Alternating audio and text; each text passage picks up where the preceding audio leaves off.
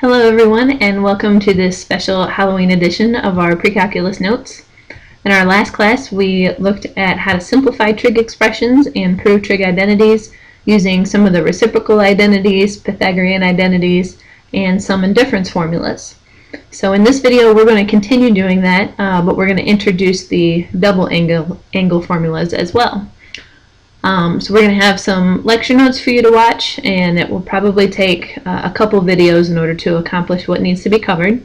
Then there will be a follow-up homework assignment as well as a Moodle quiz. And unlike last time, this time the Moodle quiz is going to be for points. It's going to count as a homework assignment. So let's go ahead and get started.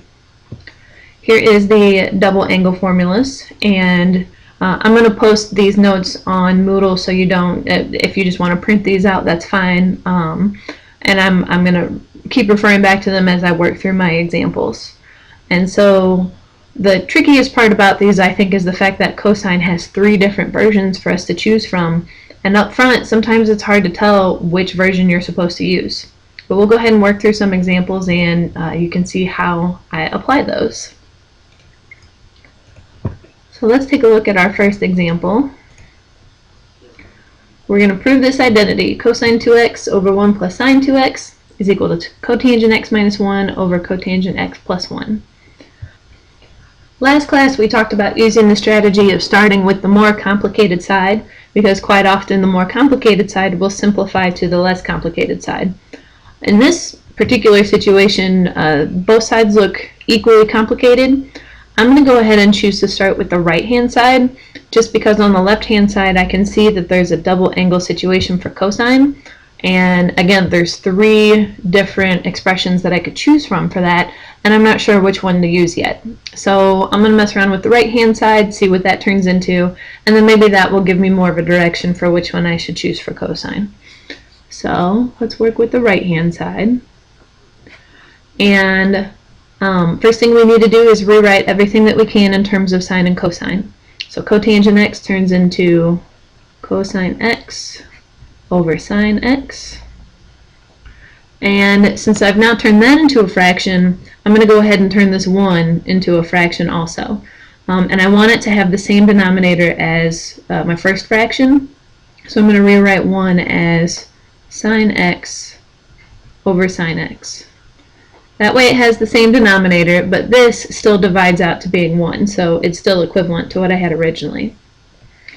And then we'll do the same thing in the bottom part of the fraction. Rewrite cotangent as cosine x over sine x, and change the 1 to sine x over sine x.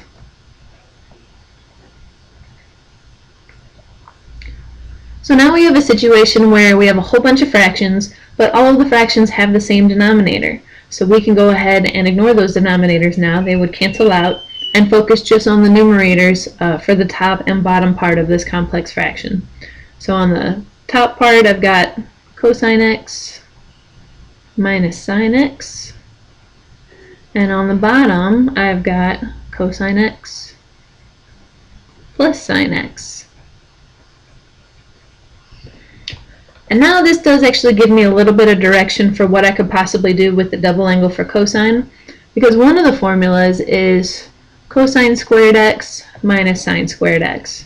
And that's the difference of 2 squares, which means that that also factors to cosine x plus sine x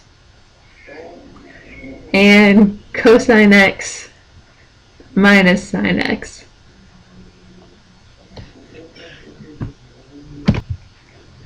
So because of this factoring pattern, I'm going to go ahead and start working with the left-hand side now, and actually just go ahead and work with this equation as a whole. And I'm going to replace the cosine of 2x with that factored form of that first formula.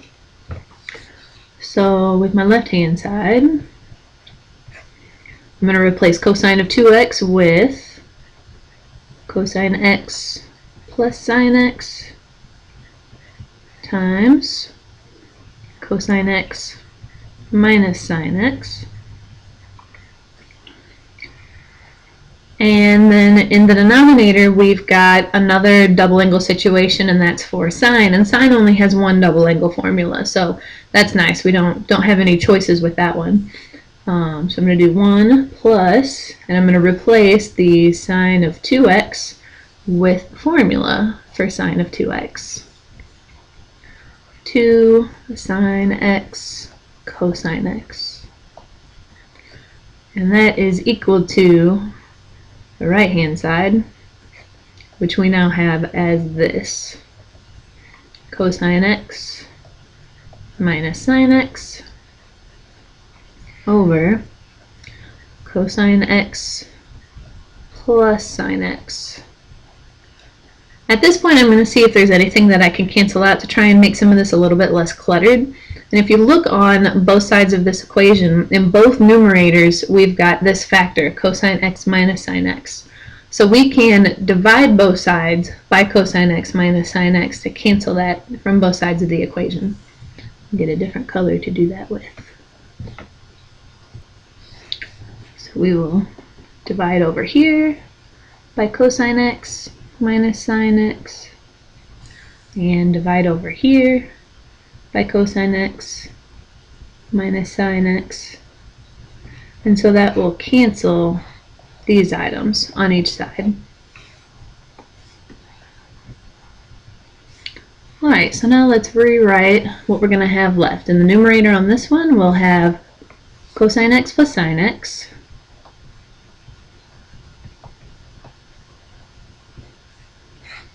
all over 1 plus 2 sine x cosine x.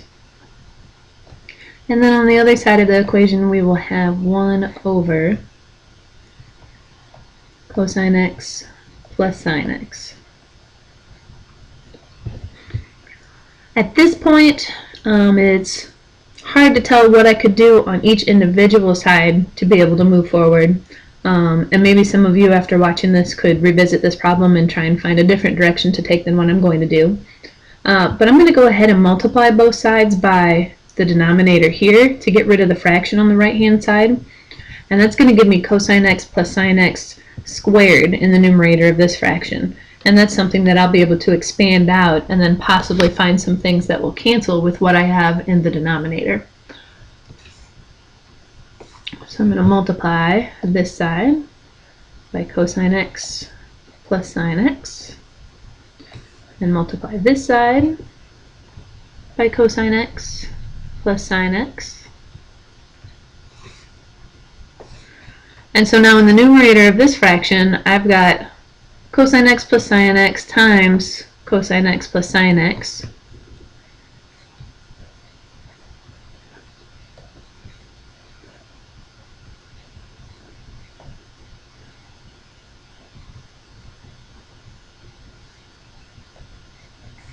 And then in the denominator, I've still got 1 plus 2 sine x cosine x. And now on the other side of this equation, I've got 1. And that's useful to us because that means that if we can get the numerator and the denominator on this side of the equation to look the same, then that's going to simplify to what we're trying to get it to, and that will prove that the two sides of this identity are equal to each other. So the next thing I'll do is expand out the numerator by doing some distributing. So we'll distribute cosine x to cosine x and sine x. That gives us cosine squared x plus cosine x sine x. And then I'll distribute the sine x in the same manner. Sine x times cosine x, sine x times sine x. So that gives me sine x cosine x plus sine squared x. And we did not change anything on the denominator, so we'll keep that the same.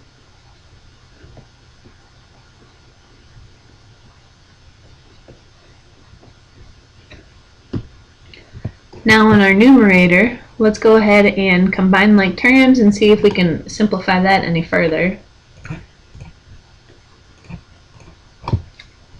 We do have some like terms in the middle here. Cosine x times sine x, sine x times cosine x. Even though it's shown in a different order, those two things are representing the same term, and so we can combine those to be 2 sine x cosine x. And then if you look at what we have on the outsides of the numerator here, we've got cosine squared x plus sine squared x. And if you remember from last time, that's our Pythagorean identity, which means those two things simplify to 1. So now our numerator has become 2 sine x cosine x from the two middle terms here, and then plus 1 from our Pythagorean identity. And that is actually the same thing that we have in the numerator.